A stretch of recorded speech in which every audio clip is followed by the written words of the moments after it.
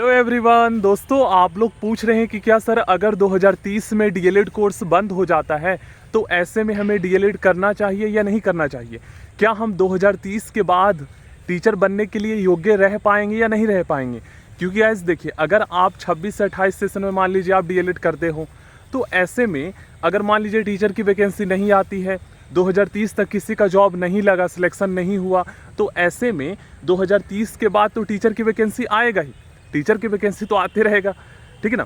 लेकिन क्या डीएलएड वाले टीचर की वैकेंसी के लिए अप्लाई कर पाएंगे 2030 के बाद। क्योंकि न्यू एजुकेशन पॉलिसी 2020 के अकॉर्डिंग 4 साल का इंटीग्रेटेड जो प्रोग्राम करेगा आईटीईपी, वही टीचर बन पाएगा। ऐसा कन्फ्यूजन स्टूडेंट को है।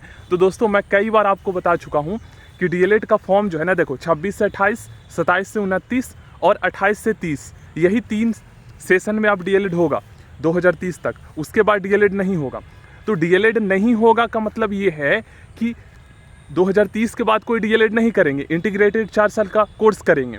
तो वे स्टूडेंट, एनसीटी ने ये क्लियर किया है कि वे स्टूडेंट जो 2030 से पहले डीएलएड करते हैं, उसकी कोर्स की मान्यता लाइफ टाइम तक होगी टिल देयर एज लिमिट।